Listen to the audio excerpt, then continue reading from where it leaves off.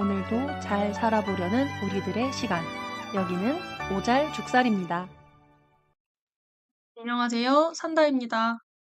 한 주 동안 잘 지내셨나요? 원래 한 주에 하나씩 에피소드 올릴 때는 이렇게 일주일마다 한 주 동안 잘 지내셨나요? 라는 질문을 드리면서 시작했었는데, 오랜만에 이렇게 한 주 만에 찾아뵙게 되었습니다. 오늘은 제목에서 보셨다시피 장래에 관해서 이야기해 보려고 하는데요. 무슨 장래냐 하면, 제가 지난 토요일 5월 16일에 한국 퍼머컬처 네트워크에서 진행하는 흙으로 돌아가는 숲밭 장례식에 참석을 했어요. 진짜 장례식은 아니고 모의 장례식이라고 해가지고 퍼머컬처식으로 장례를 치른다는 거는 어떤 형태일까? 이렇게 프로그램을 하신다고 하셔가지고 제가 다녀왔는데요.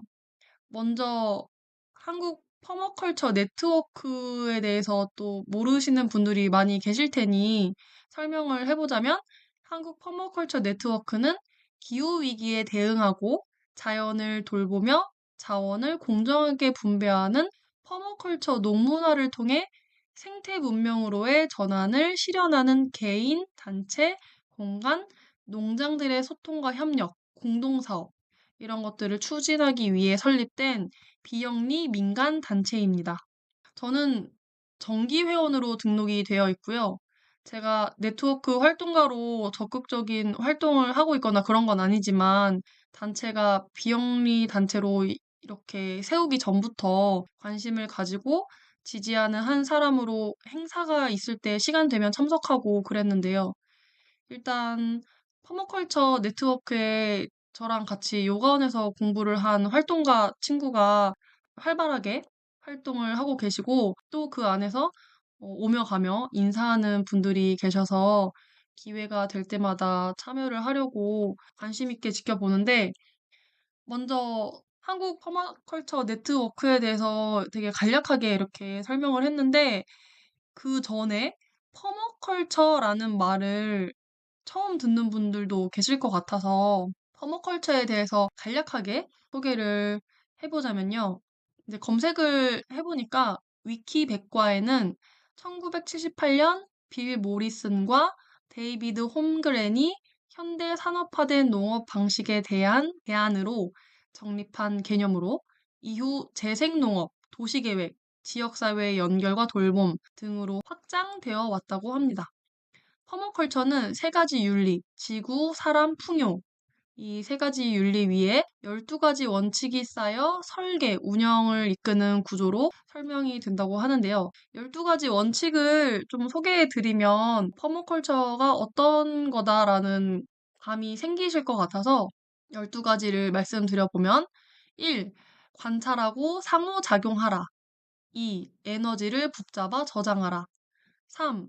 산출물을 얻어라. 4. 자기 규율을 확립하고 교훈을 받아들여라. 5. 재사용하고 가치를 높여라. 6. 쓰레기를 만들지 말라. 7. 자연의 패턴을 적용해 설계하라. 8. 분리하기보다 통합하라. 9. 작고 느린 해결책을 사용하라. 10. 다양성을 소중히 여겨라. 11. 가장자리를 활용하고 주변부를 소중히 여겨라. 12. 창조적으로 변화를 활용하고 그에 반응하라. 이렇게 12가지 원칙들이 있고, 이게 정확한지 모르겠어요. 아마 영어를 번역해가지고 이렇게 인터넷에 올려져 있는 거를 제가 읽은 거라서 이렇게 원칙들이 있다는 거 말씀드릴 수 있을 것 같고, 이 원칙들은 농장뿐만 아니라 마을, 건축, 생활 전반에 적용하고 있다고 합니다. 간단하게 설명하자면 퍼머컬처라는 건 자연의 원리와 바탕으로 지속 가능한 방식의 농업을 디자인하고 실천하는 건데 이게 농사법뿐만 아니라 지역의 자급, 자립과 생태계 회복을 목표로 하는 지속 가능한 문화를 말하고 있습니다. 제가 퍼머컬처를 접한 건 10년도 더 전인데요. 호주에서 워홀을 했을 때, 워킹홀리데이를 갔을 때 농장 일을 해보고 싶어서 타즈메니아라는 호주에 섬이 있어요. 호주도 큰 섬인데 우리나라 제주도처럼 작은 섬이 또 있어요. 거기가 체리가 유명한 곳인데 체리 시즌이 되면 체리 피킹하는 이렇게 체리 따는 일이 되게 시급이 높아가지고 이렇게 워홀러들한테 인기가 많은 곳이에요. 제가 그 체리 시즌에 체리 피킹 일을 해보고 싶어서 타즈메니아에 갔습니다. 그 당시 타즈메니아 대학교 안에 부속 어학원이 있어서 거기 공부도 할 겸 농사일도 할 겸 겸사겸사 어학원도 등록을 해가지고 학교를 다니면서 체리 피킹을 해보자 해서 갔는데 결론적으로 체리 피킹은 못했어요. 왜냐하면 그 일이 인기가 많아가지고 워낙 그 시즌에 그 일을 하려고 몰리는 사람들도 많고 대기자도 많고 간다고 해서 다 써주진 않거든요. 그래가지고 저는 그때 어학원에 빠져가지고 친구들하고 어울리고 놀러 다니는 거에 더 집중했던 것 같고 체리 농장은 이제 알아보고 뭐 대기해야 된다 뭐 이런 거 듣고 아 어떻게 할까 뭐 기다릴까 이러다 흐지부지 하게 됐고 아무튼 그때 농사에 관해서 호주 농업에 대해서 친구들한테 들었던 얘기 중에 하나가 이 퍼머컬처였어요. 퍼머컬처 방식의 생활과 가치관이 산다 너한테도 좀 잘 어울릴 것 같은데 만약 농장을 찾는다면 퍼머컬처 농장을 찾아가라 이런 얘기를 들었거든요. 그래서 그때부터 퍼머컬처에 대해서 관심을 가지게 됐고 결국에 제가 호주에서 퍼머컬처 농장 경험은 하지 못했지만 2016년 캄보디아 캄폿에서 후추 농장에 3주 정도 있었는데 그때 그 농장이 퍼머컬처 인증 농장이어가지고 그때 경험을 할 수 있게 되었습니다. 기억에 남는 건 당연히 뭐 농약이나 어떤 화학 물질을 전혀 쓰지 않고 농작물을 키우는 것, 그리고 그 후추가 넝쿨 나무인데 후추나무에 유난히 많이 생기는 벌레가 있대요. 근데 그 벌레가 싫어하는 천적의 식물이 있어요. 그 식물을 후추 농장 주변으로 쭉 둘러서 심어져 있던 게 기억이 나고 이제 그 식물은 레몬그라스였고, 그래서 그 생 레몬그라스를 아침마다 뜯어서 잘라서 요리도 해 먹고, 차도 끓여 먹고 이랬던 기억이 나고, 또 농장 안에 보면 일반적인 농장은 이렇게 평평하잖아요, 땅바닥이. 근데 그 후추 농장 안에는 바닥이 평평하지 않고 흙을 쌓아둔 도랑들, 이렇게 둑처럼 이렇게 높게 쌓아둔 도랑들이 이렇게 있고, 그게 경사를 따라서 물이 천천히 스며들 수 있게 하는 물길이라고 설명을 해주셨거든요.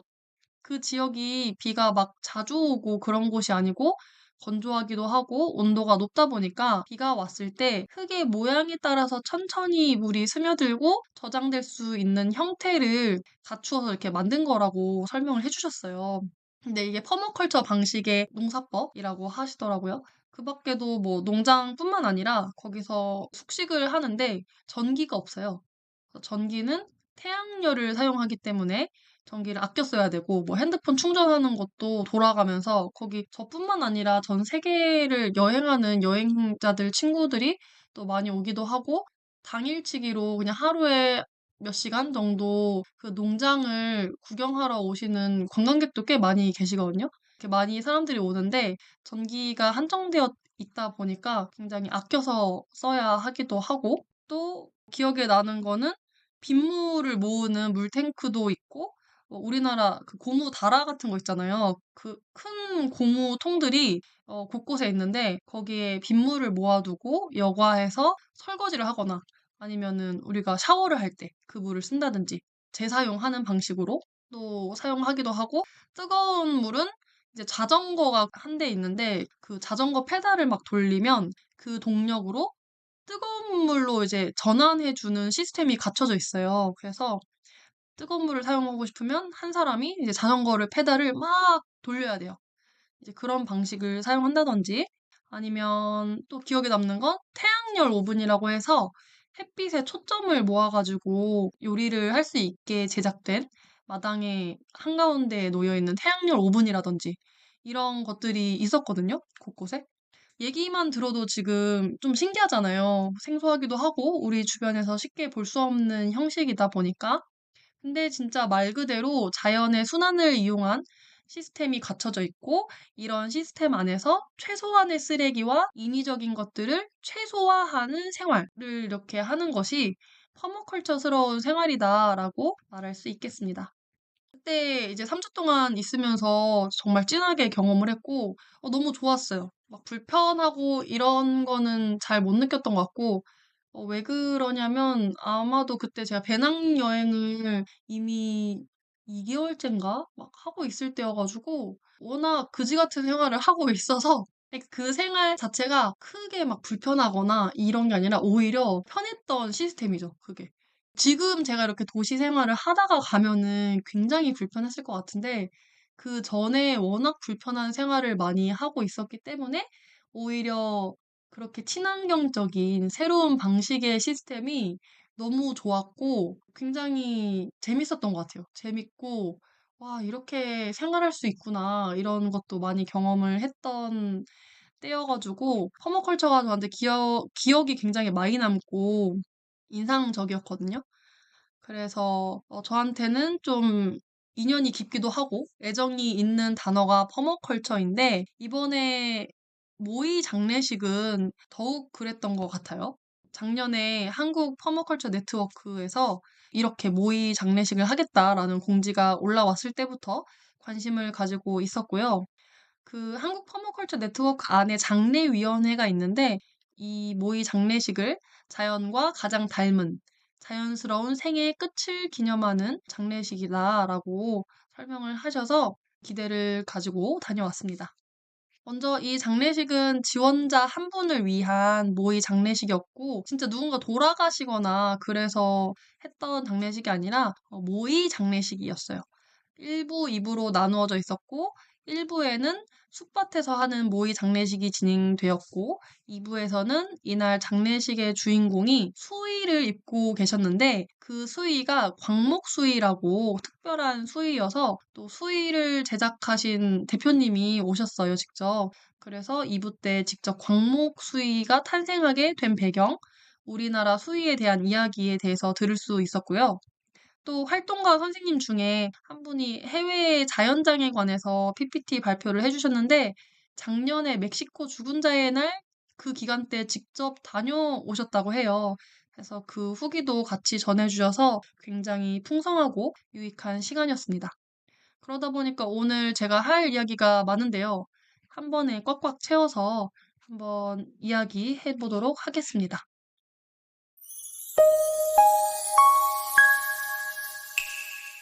먼저 장례식에 관해서 이야기해보고 싶은데요. 제가 얼마 전에 바뀌고 있는 한국의 장례 문화라는 기사를 몇 개 봤었어요. 우리나라는 전통적으로 3일장을 하는 문화잖아요. 그런데 최근에는 장례 기간을 줄여서 빈소를 차리지 않는 무빈소 장례나 3일장을 1일로 단축해서 1일장으로 많이 지낸다고 해요. 아무래도 장례식의 비용 부담이나 바쁜 현대 사회에서 상주들이 3일씩 시간을 낸다는 것도 어렵기도 하고, 조문객들이 일정이 맞지 않으면 방문하는 것도 어려워서 조의금만 송금하기도 하는 게 특히 코로나 때를 기점으로 장례식 참석보다 조의금 송금을 하는 경우가 많아졌다고 해요. 그래서 결혼식을 스몰 웨딩으로 축소해서 작게 치르듯이 장례식 또한 작은 장례로 1일만 하거나 무빈소로 빈소 없이 직계 가족들이 모여서 장례를 치르는 문화가 확산되고 있다고 합니다. 저도 2년 전에 남편의 아버지가 돌아가셨을 때, 그때는 결혼 전이었는데, 당시 남자친구인 남편이 무빈소로 하겠다, 이렇게 말해서 저희도 무빈소로 직계 가족만 모여서 화장터에서 이제 화장하는 장례식으로 하루 짧게 치렀거든요. 그때 당시에는 너무 후다닥 치르는 건 아닐까라는 마음이 좀 있었는데, 지나고 보니까 이렇게 짧게 장례를 치르는 게 우리만 그런 게 아니라 다른 분들도 점점 많이 하고 있는 추세다라는 거죠. 기사 보니까 3일장을 치르면 1,000만 원에서 2천만 원 정도 비용이 든다고 해요. 비용도 비용이고 조문객이 방문하는 수도 많이 줄어들다 보니까 아무래도 가까운 가족 위주로 장례식을 짧게 치르고 애도하는 방식으로 문화가 바뀌고 있는 것 같습니다. 몇 년 전에 친구 아버님 장례식장에 갔었는데 그때 조문하고 밥을 먹는데 일회용품이 너무 많아서 마음이 불편했던 기억이 있거든요. 국그릇도 플라스틱 일회용, 수저는 당연히 일회용이고, 뭐 상 밑에 깔려있는 얇은 비닐부터 해서 전부 일회용품을 쓰니까 장례식 3일 동안 쓰레기가 엄청 나온다고 하더라고요. 한 사람의 장래에서 이렇게 많은 비용과 쓰레기가 나온다면 얼마나 많은 에너지들이 소모되겠어요? 이걸 좀 더 간소화하고 친환경적으로 바꾸려는 노력이 필요할 것 같은데, 이번 퍼머컬처 모의 장례식에서는 이런 노력의 일환으로 한번 친환경적인 장례를 만들어 보자 라는 프로젝트성으로 기획을 하신 것 같고, 2부에서 네트워크 활동가이신 유인님이 친환경 장래의 해외 사례에 관해서 설명해 주셨는데, 내용 중에 화장터에서 사람 한 명을 화장하는데 탄소 배출이 어마어마하게 배출된다라는 사실도 말씀해 주셨어요. 정확히 얼만큼 배출이 된다라고도 이렇게 PPT로 내용을 다 담아 주셨는데, 그렇다면 우리가 탄소 배출이 많기 때문에 화장을 하지 말고 다 땅에 묻어야 되냐라고 했을 때 또 그것도 아니죠. 이제 정통 매장은 분해가 되지 않는 부장품들, 뭐 두꺼운 관이라던가 화학 섬유 수이, 뭐 비석 이런 것들이 이제 썩거나 분해되는 게 아니기 때문에 친환경적이지 못하고 또 공간을 차지하기 때문에 토지 이용의 비효율성도 있고 묘지를 관리해야 하는 비용도 들잖아요. 특히 미국은 방부 처리를 해서 토양이 오염되고 있어서 이런 문제들을 어떻게 해결해야 될까라는 논의가 이루어지고 있다고 하고, 이게 꼭 뭐 우리나라나 뭐 미국뿐만 아니라 전 세계적으로 국가별로 각자 좀 고민들을 하고 있는 것 같아요.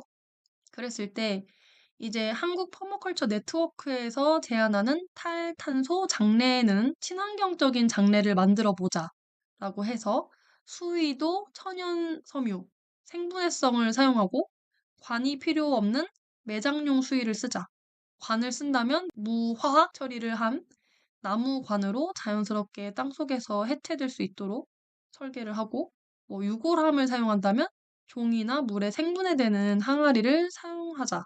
이런 걸 제한할 수 있지 않을까라는 건데, 이미 해외에서는 탈탄소 장래를 고민하고 연구하고 실천하고 있는 국가들이 있다고 합니다. 해외에서는 매장용 수의가 사용되고 있기도 하고, 버섯 포자 수의도 실제로 쓰이고 있다고 하는데요. 버섯 포자 수의는 수의에 버섯 포자들이 달려 있어서 이걸 시신에 입히고 땅에 매장하면 거기서 버섯들이 자라나는 거예요. 시신을 분해하는 이렇게 친환경적인 형태의 수위인데, 사실 이렇게 설명하면 뭔가 좀 깨름직하거나 좀 끔찍하다 이렇게 생각하시는 분들도 계실 것 같아요. 뭐 내 부모님 시신에서 버섯이 자란다고? 이렇게 생각하실 수도 있을 것 같은데, 진짜 말 그대로 우리가 흙으로 돌아가는 거잖아요. 자연으로. 그래서 저한테는 거부감보다는 굉장히 멋지다라는 생각이 들었고, 개인적으로 버섯을 아주 좋아하는데, 어느 정도 놓으면 사실 버섯이 세상을 구할 것이다라고 생각을 하고 있어요. 그런 생각을 하는 사람으로서 버섯 수이 너무 멋있고 입고 싶다. 이런 생각이 들었고요. 역시 버섯이다. 라는 확신이 들었습니다. 버섯에 관한 얘기는 제가 또 할 말이 많은데, 다음에 기회가 되면 버섯 특집으로 한번 죽음과 연관 지어서 이야기를 해보도록 하고, 이런 친환경적인 수위 말고도 균사체 관이라고 해서 버섯균과 재활용 대마로 관을 만들어서 매장했을 때 45일 만에 분해되는 관도 있다고 합니다. 그 밖에 알칼리 가수분해 방식도 있고, 뭐 퇴비장도 있고, 이번 모의 장례식에서 제안한 숯밭장도 있는데, 이건 뒤에서 더 자세히 설명하도록 하고요. 이렇게 친환경적인 방식의 장례를 치를 수 있도록 세계 곳곳에서 노력하고 있고 점점 더 가속화될 것이라는 생각이 들고요. 왜냐하면 우리가 지금 지구에 거의 약 82억의 인구가 살고 있잖아요. 제가 초등학교 때만 해도 60억 인구였는데 20년이 지난 사이에 지금 22억이 늘었어요. 그렇다 보니까 지금 시신 처리나 뭐 묘지, 땅 문제가 심하게 문제되고 있는 상황인데, 이게 인간뿐만 아니라 최근에는 반려동물들이 많잖아요. 그렇다 보니까 반려견, 반려묘, 장례 또한 많아지기 시작하면서 반려동물들이 죽었을 때 시체를 처리하는 방식에 대해서도 친환경적으로 접근해 보자라는 해외 사례가 생기면서 우리나라에도 아마 지금까지 없었던 생소한 친환경적인 반려동물 장례 문화가 생기지 않을까라는 생각도 듭니다. 이렇게 퍼머컬처 모의 장례식을 왜 했냐라고 물었을 때 앞에서 말한 이유로 모의 장례식을 준비하셨고 행사를 진행했는데 이제 본격적인 행사 이야기를 해보자면요. 퍼머컬처 네트워크 수락 텃밭이 의정부 가기 전과 수락산역 근처 그런 어느 위치에 있는데 버스에서 내려서 밭이 좀 안쪽에 있어가지고 마을을 지나쳐서 걸어가야 돼요. 한 15분 정도? 근데 제가 길을 잘 헤매가지고 여기뿐만 아니라 제가 워낙 길치여서 어딜 가나 길을 잘 헤매거든요. 그래서 이번에도 헤맬 걸 예상하고 참고로 전 이곳에 네 번째 방문인가? 세 번째 방문인가? 이미 방문을 몇 번 했어요. 그런데도 불구하고 또 헤매기 때문에 30분 일찍 출발했는데 13분 정도 늦었어요. 근처에서 계속 헤매다가 아주 가까운 주차장에서 헤매고 있는데 이제 다른 회원님도 헤매고 계시길래 이제 만나가지고 같이 헤매다가 행사가 진행 중에 있을 때 이제 참석을 했고 제가 도착했을 때는 활동가 지원이 유언장을 읽고 계셨습니다. 주인공이 미리 작성하신 유언장을 읽고 계셨고 유언장을 읽으면서 눈물을 좀 흘리시는 바람에 이제 목이 메어가지고 중간에 못 읽으시더라고요. 그래가지고 다른 MC로 교체가 잠깐 됐고 다른 활동가 분이 차분하게 읽어주셔서 유언장을 듣는데 이제 몇몇 분들은 들으시면서 눈물을 흘리시기도 하고 저도 굉장히 찡한 마음이 들더라고요. 진짜 돌아가신 게 아닌데도 불구하고 이제 유언장 내용은 제가 말씀을 드릴 순 없고, 뭐 가족들에게 전하는 말, 그리고 같이 활동한 네트워크 동료들에게 전하는 말, 이런 내용들이었는데 감동적이었어요. 글을 굉장히 잘 쓰시는 분이더라고요. 기억에 남는 건 내가 남긴 재산은 나와 함께한 즐거웠던 기억들, 그리고 뭐 언젠간 이 슬픔을 잊게 해줄 망각이라는 선물이다. 뭐 이런 이야기를 하셨던 것 같은데 정확하진 않지만 비슷한 말씀을 해주셔서 들으면서 와, 진짜 담담하고 담백하고 멋진 유언장이다. 이런 생각이 들었고, 유언장을 다 읽어주시고, 활동가 지원이 5분 정도 시인보를 연주해 주셨는데, 다 같이 눈을 감고 주인공을 기리는 시간을 가졌던 것 같아요. 그리고 이때 이 주인공이 실제로 돌아가신 건 아니고, 이게 모의 장례식이니까 옆에 계속 서 계셨거든요. 수의를 입고 서 계신 자리 양쪽으로 이제 전체 초록색 드레스를 입은 3명의 초록 정령들과 같이 서 계셨어요. 이 초록 정령은 아마도 이승에서 저승으로 갈 때 우리를 안내해주는 대지의 정령이라고 해야 할까요?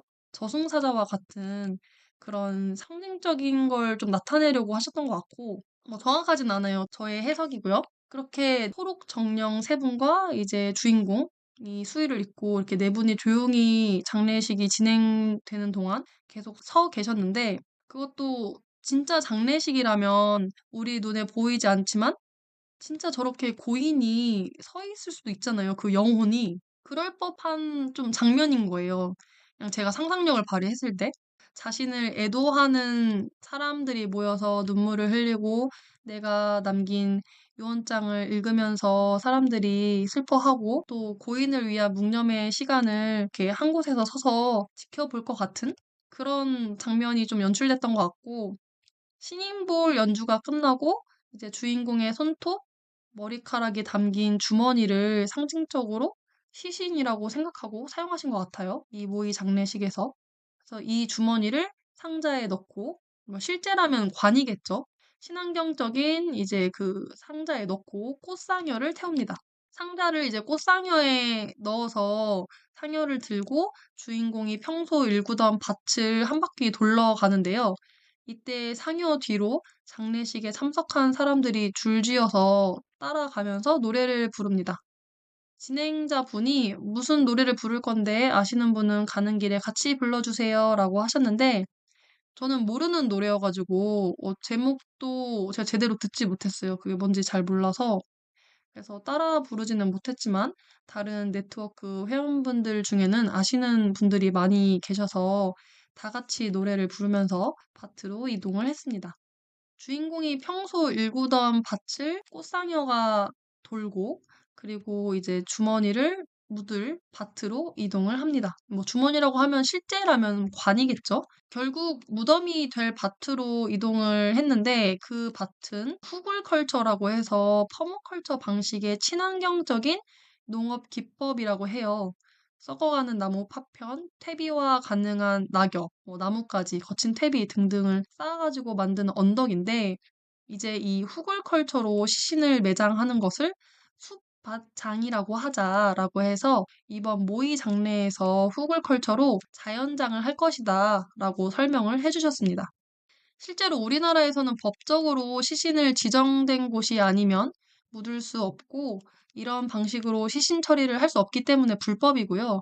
그렇기 때문에 이거 모의 장례식에서 뭐 누가 돌아가신 게 아니니까 진짜 시신을 묻은 게 아니라 아까 손톱과 머리카락이 든 주머니를 이제 시신이라고 생각하고 그냥 상징적으로 이거를 이제 묻고 이런 식으로 할 거다라고 보여주신 거고 이걸 지금 당장 하자 이런 게 아니라 앞으로 이런 방식의 장례를 할 수 있지 않을까라고 제안을 하는 거고 법적인 문제가 하나씩 해결되고 뭐 나중에 훗날 이루어질 수 있는 장례식일 수 있죠. 이미 해외에서는 합법적으로 이렇게 자연장이 실시되고 있는 곳도 많다고 하니까 우리나라에서도 불가능하지 않은 건 아니다. 뭐 현재는 당연히 불가능하죠. 불법이기 때문에. 근데 훗날 미래에는 가능하지 않을까라는 생각이 들었고 이 후굴컬처 자연장을 좀 더 자세히 설명해 보자면요. 가장 밑바닥에는 거대한 통나무나 뭐 나무, 밑동이 깔려 있고 그 위에 작은 나뭇가지들, 막대기들을 쌓고요. 그래야 이제 산소가 공급되는 통로가 된다고 해요. 그 다음에 이제 친환경 수의를 입은 시신 또는 친환경 관을 이제 그 위에 올리고 부염토나 완숙 퇴비로 덮어줍니다. 그 다음 그 위로는 녹색 나뭇잎, 뭐 질소, 질 유기물을 쌓고 그 위에 낙엽과 지푸라기, 거친 퇴비를 쌓고 마지막으로 맨 위에 이제 흙을 쌓아서 멀칭을 하면 진짜 무덤처럼 불룩하게 좀 언덕이 조성되는데 그 위에 이제 식물들을 심는 거죠. 이번 모의 장례에서 주인공은 복숭아 나무를 심겠다라고 미리 지정해 주셔서 복숭아 나무를 심고 또 다른 꽃들과 작물들을 심었습니다. 이게 모의 장례이다 보니까 상징적으로 아까 말한 손톱 머리카락이 든 주머니를 오낭이라고 한대요. 그 오낭을 이제 주인공의 가족분이 나오셔가지고 땅을 파서 묻어주셨고 그 위에 복숭아 나무 작은 묘목을 심었어요. 이게 작은 묘목을 심는 게 앞으로 시간이 지나면서 계속 시신이 묻어진 언덕에서 자라면서 훗날 맛있는 복숭아 열매를 맺고 이제 자연적으로 이렇게 순환이 된다는 거죠. 우리가 살아 생전에 복숭아도 먹고 상추도 먹고 딸기도 먹고 뭐 이것저것 많이 먹잖아요.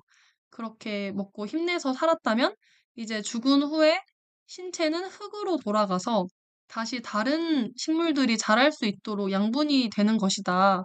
그렇기 때문에 우리는 자연의 일부이고 삶은 자연의 순환 과정 중에 하나이고 자연 장례식을 흙으로 돌아가는 길이다라고 말할 수 있을 것 같습니다.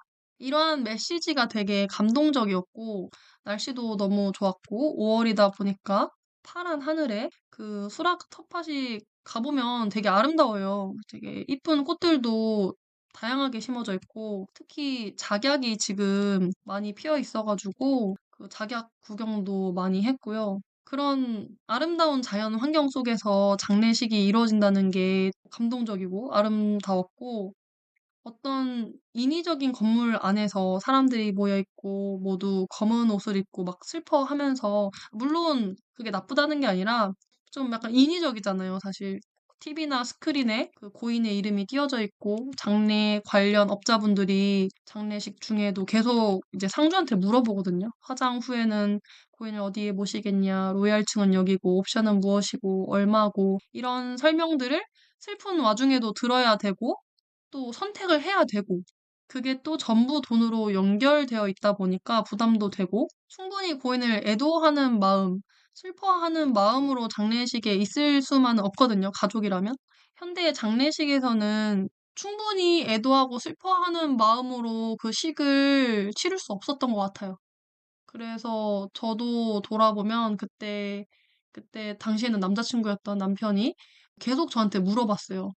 이 친구는 이제 형제가 없기 때문에 자기가 다 결정을 해야 되는데 상주이기 때문에 결정을 잘 못하는 거죠. 못하는 게 아니라 진짜 모르겠는 거죠. 내가 뭘 선택해야 되지? 가장 싼 거 해주세요. 라고 하기에는 또 너무 좀 미안한 마음도 들고 그렇다고 가장 비싼 거를 하기에는 부담스럽고 그렇다고 중간짜리를 하자니 이게 맞나? 약간 이런 혼자서 결정하기 어려운 또 워낙 처음 겪는 일이다 보니까 상주가 된 것도 처음이고 그래서 저한테 계속 물어보기도 했고 그래서 저도 같이 고민을 하고 이랬던 경험이 있는데 안 그래도 정신이 없고 슬픈데 슬퍼할 수가 없는 거예요. 그런 장례 문화, 현대 장례식과 다르게 좀 미리 준비가 되어 있고 이렇게 고인이 원했던 방식의 이런 장례식이 좀 자연스럽고 진짜 자연 환경 안에서 치러지다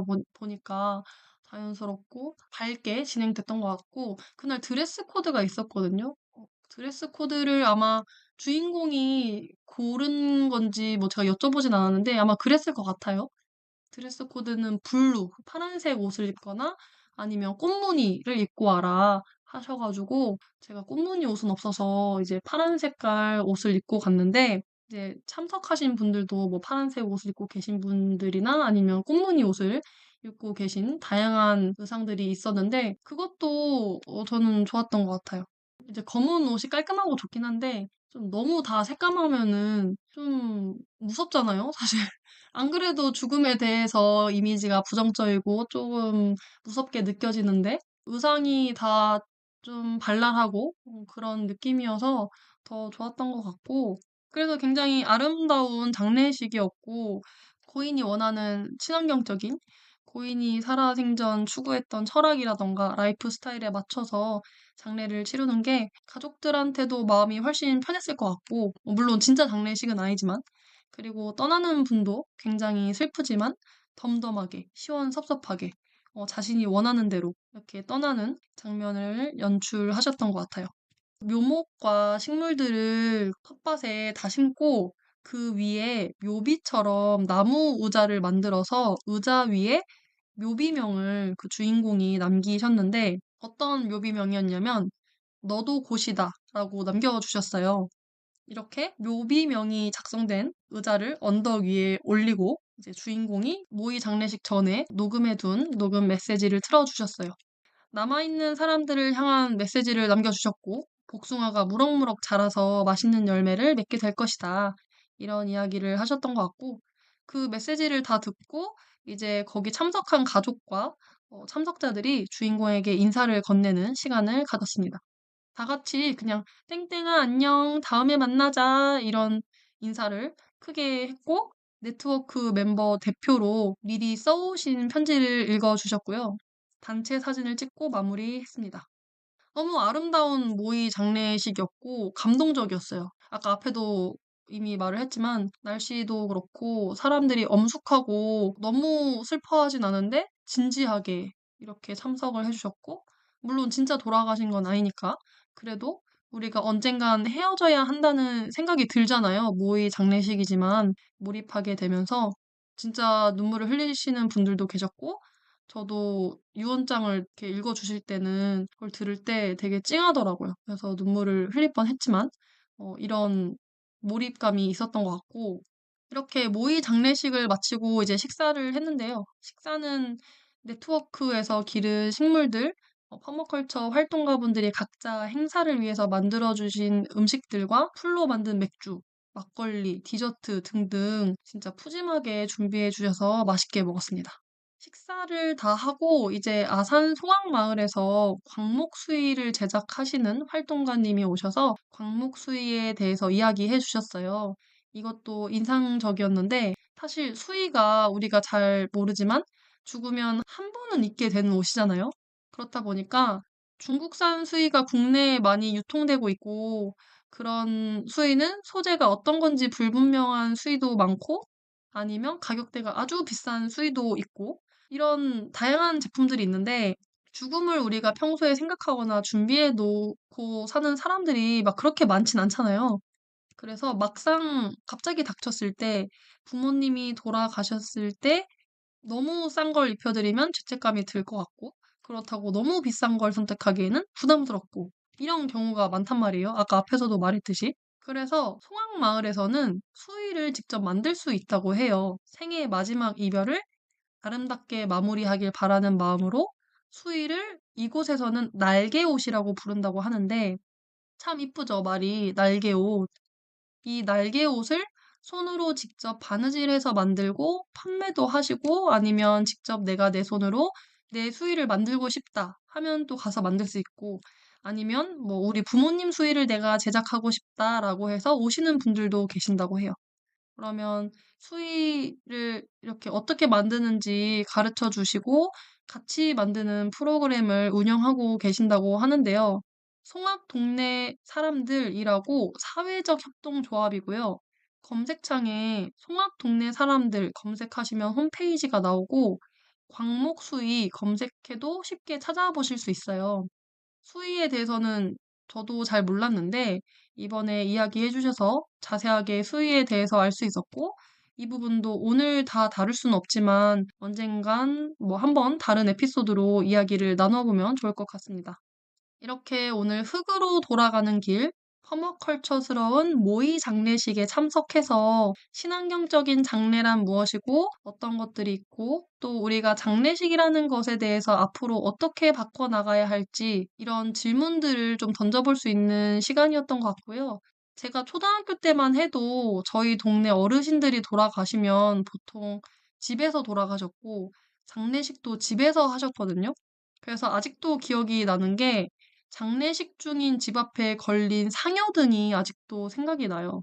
한지로 둥글게 만들어진 불이 들어오는 상여등이 해가 지면은 이제 켜져 있었고, 대문 앞에 걸려 있고, 밤늦게까지 문상객들이 드나들던 장면이 기억이 나는데, 아직 시골에서는 집에서 돌아가시는 분들도 계시고, 집에서 장례식을 하는 경우도 있지만, 이제 도시에서는 대부분 병원에서 돌아가시고, 장례식도 장례식장에서 치르게 되잖아요.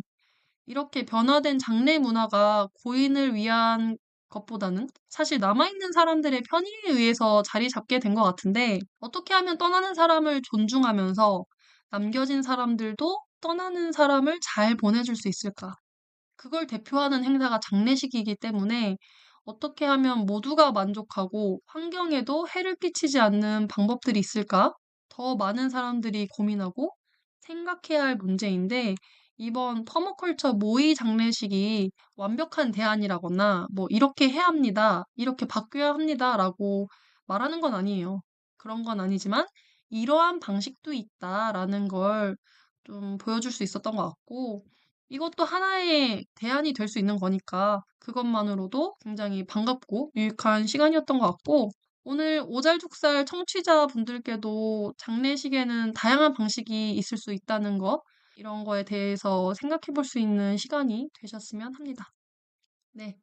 오늘 제가 준비한 이야기는 여기까지였고요. 저는 산다였습니다. 오늘도 들어주셔서 감사합니다.